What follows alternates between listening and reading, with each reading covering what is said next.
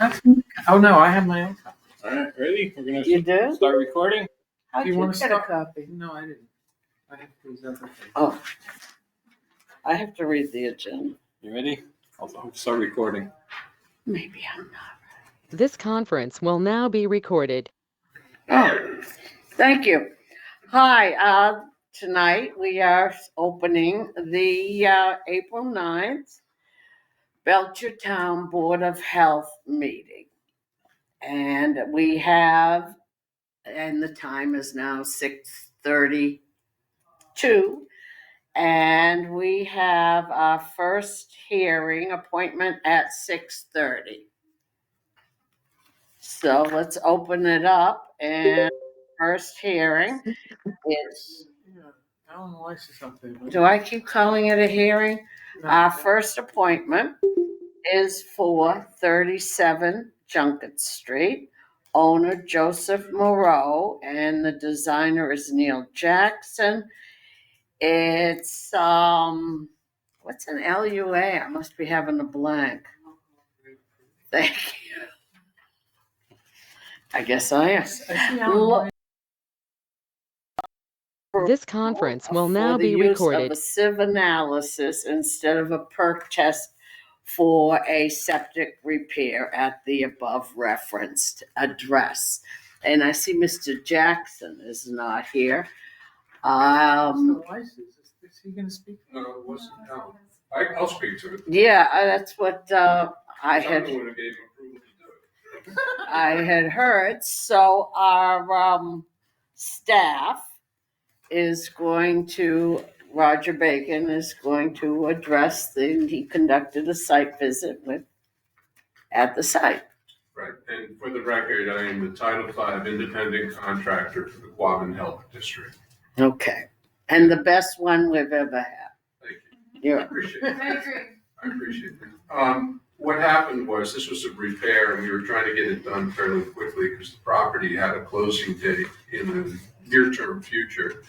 And when we went out to do the perk test, unfortunately, the soil was very coarse, a lot of granule, problems with small stones. We call it bony. And we couldn't get a hole the right dimensions to do the perk test. So when you're in that situation, the best solution, since it's a repair, is to take a sieve analysis and send it off, get it analyzed, and then they come back with the perk rate essentially. And I believe this one was 30 minutes per inch, which is conservative. So Neil designed the appropriate system for it, and it looked good when I went and inspected it. And as far as I know, it's in operation. So what we're really doing is just making sure that you agree that we needed the sieve, because it's required under Title V. Okay, and we would have consulted our staff, which we just did. Andrea, do you have anything to add, or? All right, so is there a motion on the Just table? one question. Oh, question. So this work has already been done. Yes, and this gets to some of the timing issues when boards of health meet once a month and you're trying to get something completed as quickly as possible. You kind of get out of sync.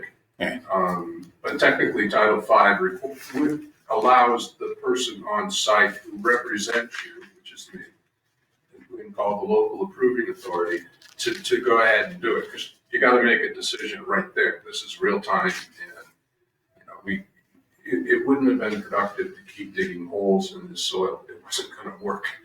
So that's why, you get this timing problems sometimes. Yeah, and Neil had called me because he knew that the Board of Health meeting was going to come after the closing. So he did ask if it was okay to, approve it prior. And I said, I didn't have a problem with it. It's a minor local upgrade approval. It wasn't like an offset to a well, for example. So, but as a formality, still needed to put it on the agenda and get the board approval. Typically, in the rare case, we will do this for an upgrade to an existing system or a repair. Sometimes I've done it when the system is actually in failure and breaking out, and the board can't meet for like another month, and they want to move forward with the installation and things need to be approved. Right. So usually in those cases, sometimes you get a closing issue. We'll approve it prior to it going before the board. And I know we're not really talking about the system or the install, just proving the sieve analysis. Yes, that. But was there an issue with any breakout or anything like that? Oh, no. It was a clean just clean failed site. system, Yeah. All right. Just The tank curious. was old, needed to be replaced. The Yeah, fields- original. Yeah, the fields were clogged, so it was, had to be done. Okay. Just curious. Any other questions or comments? Let I'll me make the say it, motion. let me say it.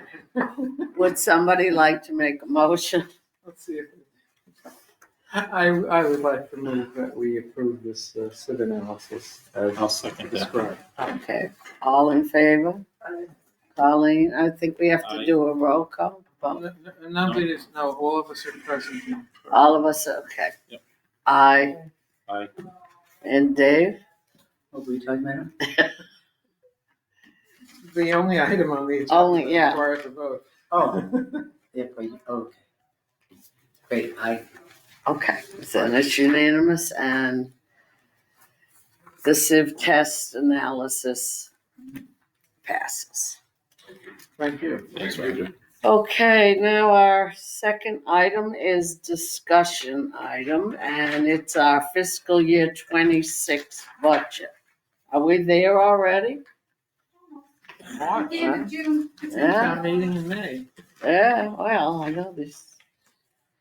All right, well, the floor is yours. So we always want to try to remain level funded, which we are. There's no big increases. The board members all got a 2.5% increase in their stipend. And do you want me to go line item by line item? It's up to you. That do you, as Nothing, I mean, like, we did increase office supplies. It went from 2,125 to 2,675. So we did increase more. We did need to get a new printer. So, and cost of paper and other things go up every year, so that was the increase for that. yeah, the one question I had, and we talked on the phone, was. Yeah, the mental health one. The mental health and the zero veterinary, which you had previously. Yeah, so the veterinary as well as rabies rabies consult, and the veterinary, it's the same thing. It's testing, like if a bat was found in somebody's house, we would have to have it tested for rabies as a precaution. If animal control needed to, euthanize, a raccoon that was acting suspicious that was reported, we pay for that rabies test at the veterinarian. They bring it to the veterinarian.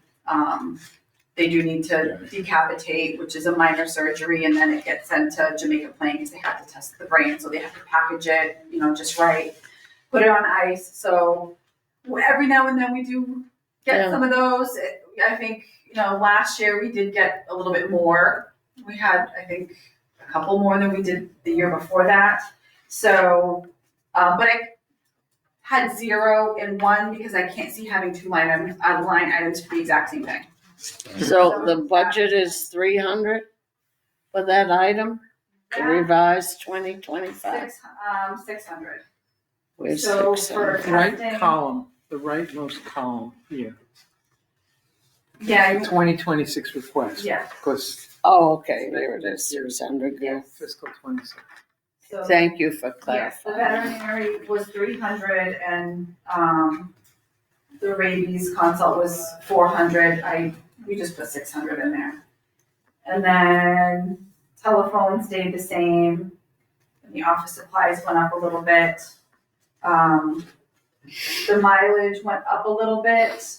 That was more for accommodating our animal inspector and her mileage. And then as far as the mental health line item, we're no longer using full amount that we've had before, the 1,416, for the river, I'm gonna say it wrong, River Valley Counseling, because we talked about that, how they're, what we had in the budget's not gonna even pay if it Had a costs whole us meeting one, about that. Belchertown resident to be seen for those services, just with the cost of co-pays and the different things that they can, have and seek for counseling. All those rates have gone up and health insurance rates have gone up. So what we've been giving them for a very long time isn't going towards the services that this was initially set up for.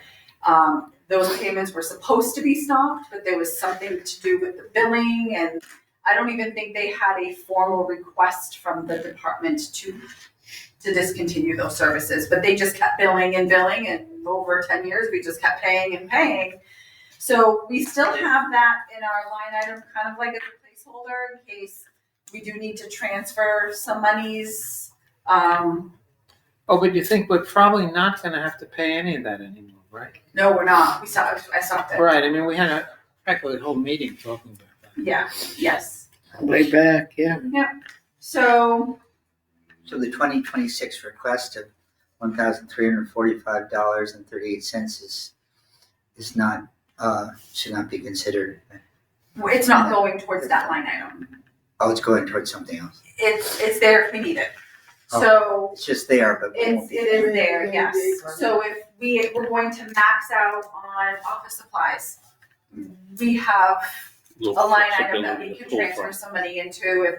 If our animal inspector does more inspections than what we budgeted for, which is 5,000, or she goes over the mileage, which we only give her a $500 stipend, we have availability, we have something to pull from. And Belchertown is big, 55 square miles. And you have a lot of farm inspections too, people with farm animals and all that. And of course, the biggest piece of the budget comes out of the Quabbin budget, not this budget. Correct, yes. Quabbin Health District doesn't pay for, We pay you, for example. They- but not out of the board. Not out of this. Yes. What is the advertising? Yeah. What kind of advertising there is? Like if we were going to advertise something in the paper that was Belchertown Was specific. it public? Legal public hearings? notices. Legal, thank you, Public Mary. hearing. Legal notices, for your hearings comes out of that. I see. Any other discussion? Do we have to approve this? I mean, I would. Yeah, let's approve It's it. on the agenda. Okay, I guess we're going to take a vote on the budget with the final line item. Grand total is $15,280.98. And, Colleen, how do you vote? Aye. Aye, Aye. unanimous. I know nobody made the motion and nobody seconded it, so Okay. Did we need a motion for that? I No. think, I suggested, I think we should approve it. Yeah, I mean, we're we submitting this to voted, yeah. the, we're submitting this to the town. It's not a hearing or, okay. Okay. All right, now what do we have that's next? I already lost my agenda.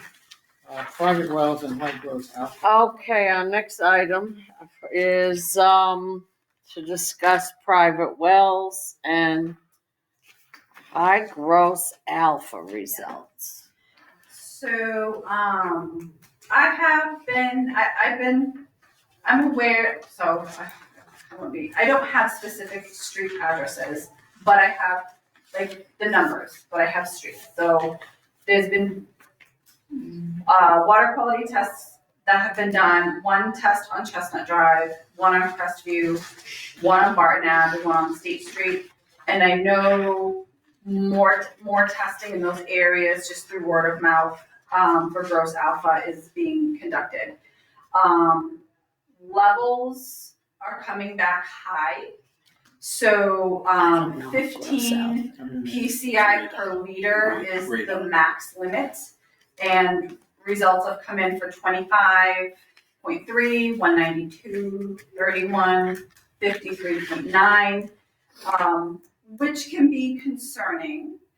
We are not experts by any means on like water quality with those types of elements. So whenever I get high results, I look them up on the EPA's Be Well Informed tool. Any resident that gets water quality testing done, you can put your results in there, and then it tells you what's an exceedance, what's normal, and then what you can do to remedy the situation and what the potential health effects are if there are exceedances. So for the gross alpha, Could we just inform people that that's radon? I didn't know, I had to ask. well, there's a specific test for radon, and somebody else can correct me. I was under the impression It's kind of like the same thing. it is like radioactivity. It's radioactive. Right. It could be uranium. Right. Right. Oh, Right. it's alpha particles. Ah, Yes. look. Oh, okay. Mr. Now, Weiss is on, he may. Oh, that's why he's here. I didn't even see Alan. There he is. Hello, How nice of doing- you to join us. thank you. I'm doing the dance tonight. I'm with Granby at about 7:15, so please bear with me. Andrea, would you like me to speak or you want me to wait? Yeah, you can. Okay, so I've done a little homework on this. Most of you know that I do more than just septic system work and wetlands work and maybe practitioner of many things environmental, I guess you could say. But in my history, I've done some work with radioactive minerals, going right back to my first job with USGS was working at Yucca Mountain, which some of you may remember was one of the possible storage facilities for the country. So I didn't do a lot there, but it certainly opened my eyes up. That said, Andrea asked me to do a little presentation or a little bit of a homework on, the hydrogeology aspect of where this comes from. I'm not a toxicologist. I can speak to what I've read about health effects, but that's about where I'd leave it. I want to preface everything by just saying, yes, it is gross alpha, so it may be radium, it could be uranium, there's a lot of daughter products also, but it is not uncommon in Massachusetts. It is not uncommon in other parts of the world, Vermont, Maine, most of those states that have a fair amount of igneous bedrock, which is what we have, the famous, as I call it, Belchertown tonalite, which is a gneissic granite, is what we call a pluton, which means it comes from the inner part of the earth. So you're going to come, as this rock fractures and water runs through it, you're going to pick up some elements of minerals that have the characteristics. And so some of these minerals are radioactive, most are not. And in this case, we have a granite. You can call it a granite just for ease of terms, but it's actually in the lower tier of rocks that would have some radioactive minerals in it. It is not in the high end. So we're going to have in almost every sample this at some level. Yes, you're going to have some isolated areas where it's a little bit over the drinking water standard of 5 picocuries per liter. What particular mineral or what particular radioactive element's doing it, that test doesn't tell you. There's a lot of other further testing that can be done at great expense to offer that. But the common prescribed remedy is reverse osmosis treatment. A common filtration that a lot of houses already have for other reasons, water hardness, et cetera. And if you want to go that route, you can. Just keep in mind that those systems do need maintenance and do need to be kept up properly.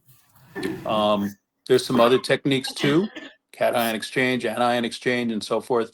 One way to look at this is kind of similar to the PFAS problem, which you've probably heard about with these fire retardant chemicals and chemicals that are associated with all the camping gear that we love and waterproofing that we love. The only difference is in that case, it is everywhere much the same, but that one's anthropogenic. That one's made by us humans. This case, no, it's natural. But it is ubiquitous, much the same. It's pretty much everywhere. To what degree is what varies. And so if you happen to have a particular fracture in your well that crosses a boundary between minerals that may have daughter products associated with radioactive elements, which is very rare. These are very low levels in a macro perspective. Don't forget for a moment here that there's towns in our country called radium, for example, in New Mexico. There are towns with definitely higher, let's just say, exposure. And so these levels, while I think if I had 123 picocuries, I'd probably look into some treatment. I think the other thing to keep in mind, and I think, David, you probably could understand and appreciate this is not an acute toxicity issue. This is something which can build up and maybe over time in our bodies have an issue associated with maybe not. And so there is reason to take action sometimes. Other times, maybe just some more samples, maybe filtration, maybe nothing. But I think that in summary is what, the only other thing I was going to mention was hot shower. There's two routes of exposure. There's ingestion, drinking, obviously, and then there's inhalation during a hot shower. And that's been brought to light in a lot of the literature as well. Alan, So, sure. I have a question. Do you think this is more prevalent in fracked wells? I think it can be in either wells. Shallow Fracking too? is, I think fracking's obtained sort of a reputation as a word that fracking is wonderful in most water well situations. Yeah. And my well is a great example. I mean, I had less than half a gallon of water until they fracked, and then I had unmeasurable amounts of water. So that said, don't think about fracking as you've read in the papers about oil wells. Fracking is great in oil wells too, in some locations, but not everywhere. It's not been good in a lot of in some locations where it's inappropriate near groundwater drinking wells. That's not what we're talking about here. But fracking can be a factor in terms of opening fractures and maybe, sure, exposing to minerals that would not have been exposed to had it not been fracked. Gotcha. Well, I guess the most important thing is to encourage people to get out and test Yeah. their wells. People like me. The basic potability test doesn't test Doesn't. for that. So you have to pay the lab for a special test, which is more expensive to test for those. In your private well regulations, it is required for new wells going in to test for the gross alpha. Oh. But homeowners that already have a private well, if they're gonna test it, every so many Test. years, Yeah. it's not part of your basic potability. So unless you have a brand new well that's drilled, you may not even know. So What was the red flag for these few that just popped up? So I don't have house numbers, but I imagine It wasn't new there was construction, right? probably a new well, and then it got, people in the neighborhoods talk, and then other people start testing their wells, and for that. And Andrea, if I could add, Yes. my understanding is after talking to the laboratory and also, I also had a follow-up discussion with the state geologist, Brian Yellen, which was kind of interesting. The laboratory basically, like you said, they had somebody who tested and then they talked to their neighbors and their neighbors said they wanted to test and then something got, distributed around the neighborhood. It is in an area basically that has all similar types of bedrock. I will say that. But to be honest with you, there's other parts of town that have the same rock. So oftentimes this is deep drilled wells in rock. It is much less common in shallow wells. that As far as the makes- state geologist conversation, there is no eminent problem that he's aware of right now. Although I will say from a state perspective, it's more common in Worcester County, both north and south, than in other parts of the state. And there's probably geological reasons for that. Does anybody have, oh, I'm sorry, a cost estimate of what it will cost up to have a lab test for these? I mean, So the basic potability is 195. I want this particular test, it's more than 100. I want to say 200 to 300 range. If you're testing for PFAS, that can get, correct me, Alan, I think that could be close to $1,000 testing for Yeah. PFAS. Yeah, well, it can go up, certainly. And to keep in mind, someone will say, I had my water tested. Well, you only find what you test for. And these are things that are not often tested for. Whether we're Right. talking about PFAS, whether we're talking about gross alpha, they're not on the regular list. So you would have to get a special water test for it. And yes, it is several $100s. They send it out, quite honestly, to a lab that's certified to do it. Question, Alan, I don't know if it would be you to answer or not. If somebody tests for radon Oh, that was basically my question. and it's a high, would the lab recommend this test, or would it just be a radon test and at the end of it, so that the gross alpha would not show up at all? I mean, because that's a whole separate test.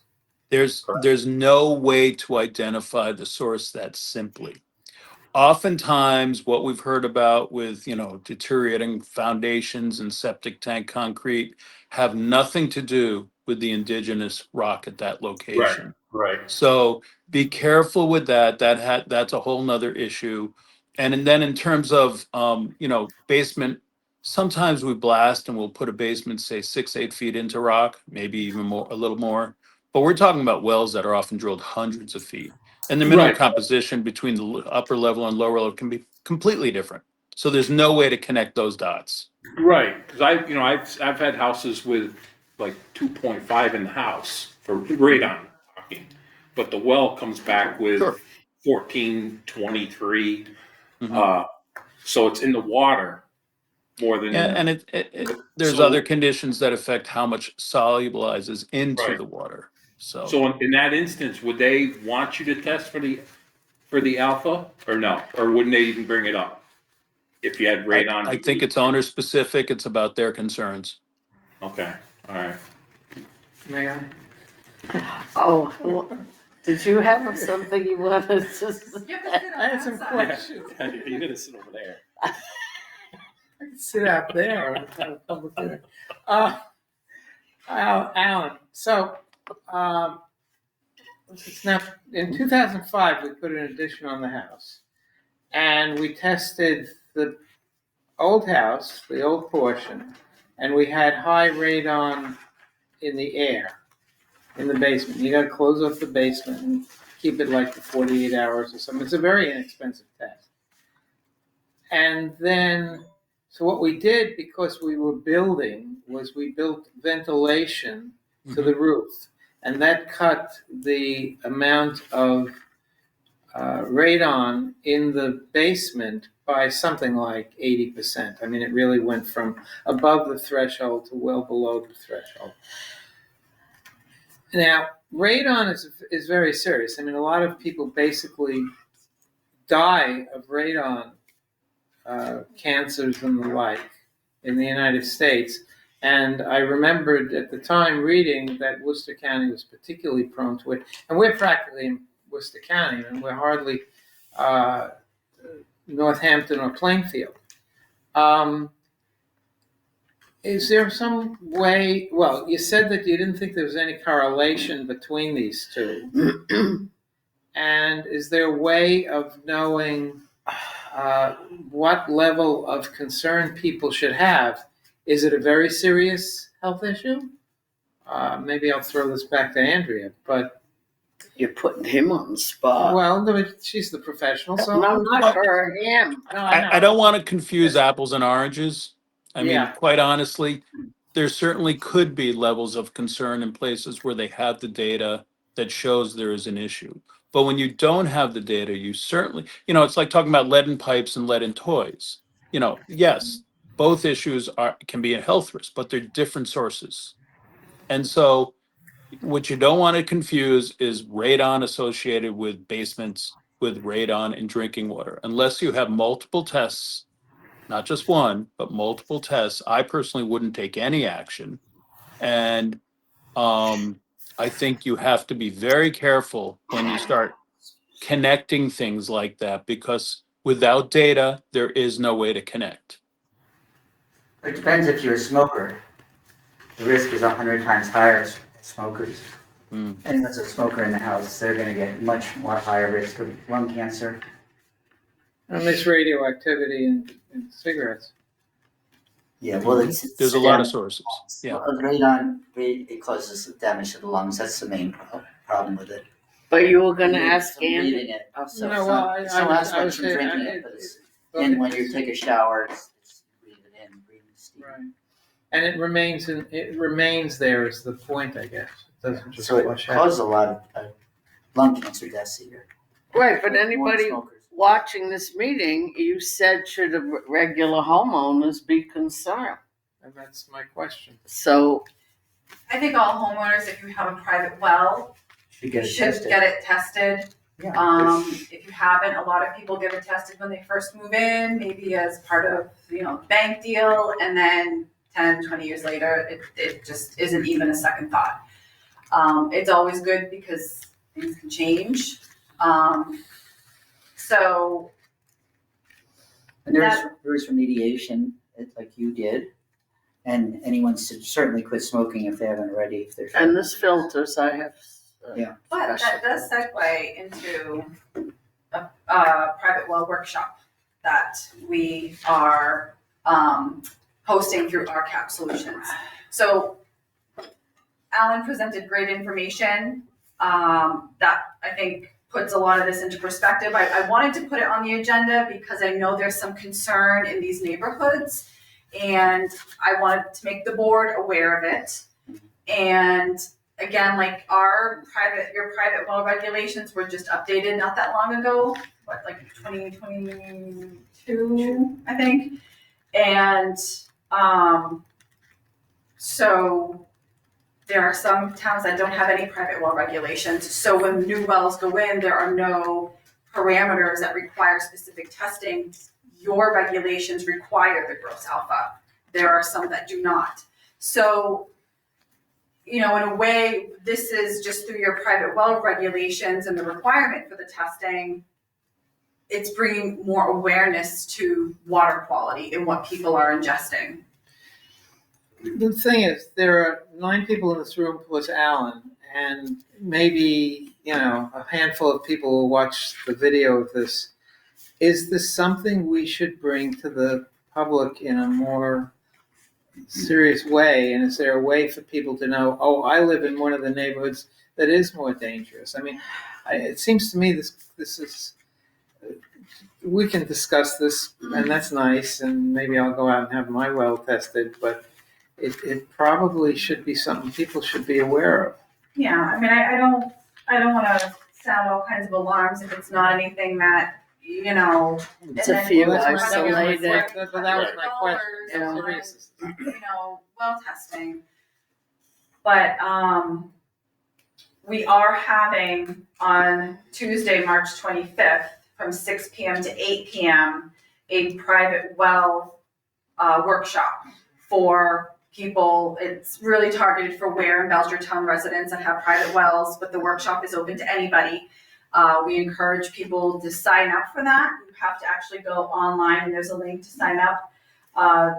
We do have a flyer in the Board of Health office, but the flyer for this workshop is posted on the Quabbin Health District website. So you can go onto quabbinhealthdistrict.com. You can see the flyer. It's on the news and announcements. And you can click on the link to register for the workshop. It's free. Is it going to be videoed? It's Put on via BC Zoom. video? It's via so RCAP Solutions is the one that's putting on this workshop. So they have a Zoom link. It's not Oh, it's not done ours. through, right, It's it's not theirs. done through BCTV. But again, it is free and it goes over the well water basics and construction, the maintenance and management of existing wells and solving some of these water quality March problems. 25th. March 25th from 6 p.m. to 8 p.m. You have to go online to register. There is no cost. You do have to register And where's it being held at? Zoom. Oh, it's all Zoom. Gotcha, okay. Or go to training, it's gototraining.com. So maybe it's. Andrea, how are we posting that? So I am gonna be putting out like a press release through Turley. So Dan's gonna put something together for me and put the flyer in. So we'll pay for that through district funds. So that'll get in the paper for both the Sentinel and the Ware River News. And where they're posting it on like the community forum and the town Facebook. I have this sent to Belchertown, so they're gonna be putting it on their Facebook, which I don't think was put up yet, so it should be put up soon. But we also have it on the Quabbin Health District website. How long are they gonna be involved? No, they already had theirs. So remember when we talked about those like free testing? Yeah, I was gonna ask about This is those. segueing into that. Yeah. I'll be on the workshop and I'll announce when that's going to open because people will have to go onto the district website and register for a free private well test. But it is like a first come, first serve. So we only have 20 free tests for basic potability. It's not going to test for gross alpha. And it's for, 20 free tests for first come, first serve, Belchertown residents, and first come, first serve for 20 for Ware. So that's kind of like we're advertising it specific for these two communities. The select board are also going to be announcing it at their select board meetings too.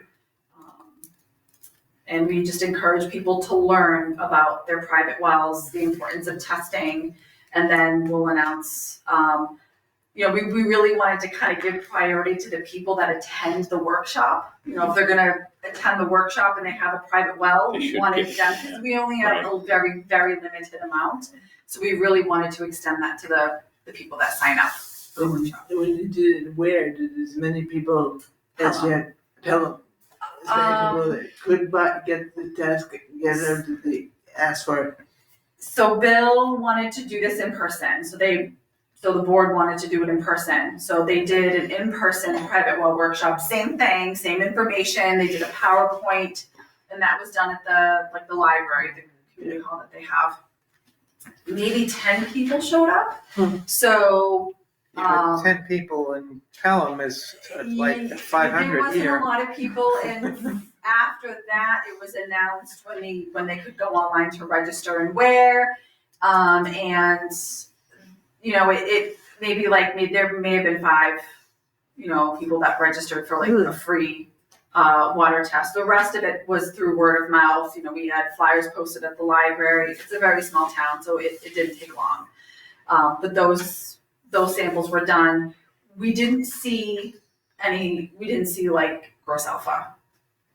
Some had total coliform.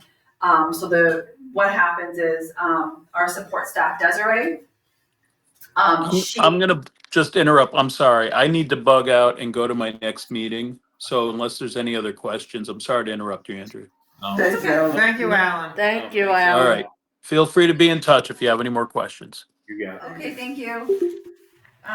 So when people register for that to get a free test, that registration page goes right to Desiree, and then she coordinates when she'll go to Quabbin Analytical, brings the water testing sample. She tells them how to take it. She doesn't go in the house unless they invite her in and she feels comfortable, but otherwise she can walk people through how to do it. And then she brings it to the lab, right away. And then it's just the basic potability test that they test for. And then if there's anything in exceedance, she'll go onto the Be Well Informed tool and send them an email and a phone call with the results. The property owner gets the results, so they get those, mailed or emailed to them as well. If people do get that basic test, can they add on, say they get the. They would have to pay for it on their own. They can add on $300 charge. They can add on the $300. They would have to pay for that Yeah, that's extra, right? I just wanted to do 200. They would be adding on to what they got free. you wouldn't. Yes, yeah. But they would have to work that out with the lab and, pay for that.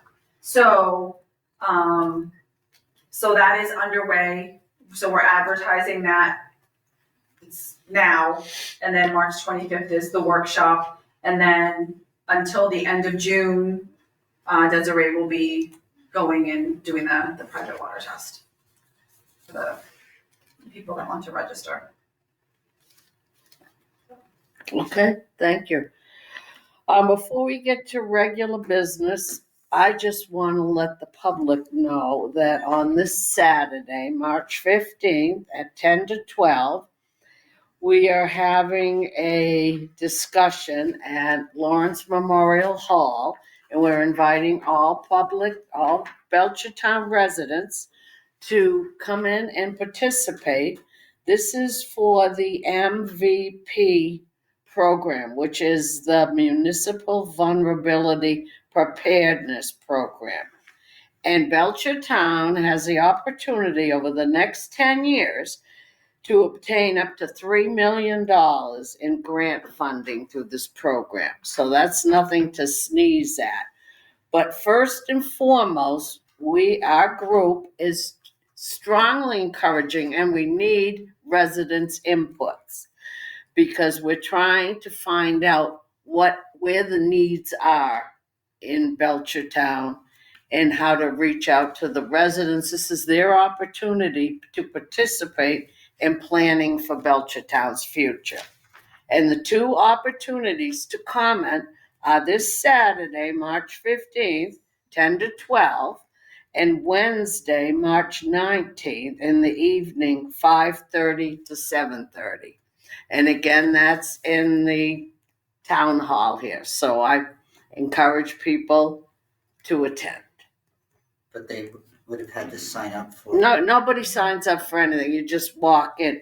You Because could have. The announcement says you have to sign up by 5 today. No, you don't have to. They encouraged it, but that has been taken off and that has been corrected. No, walk-ins are strongly encouraged. There will be coffee and refreshments, even for walk-ins. So I just wanted to put a plug in for That's a that. good thing. Yeah, a lot of money.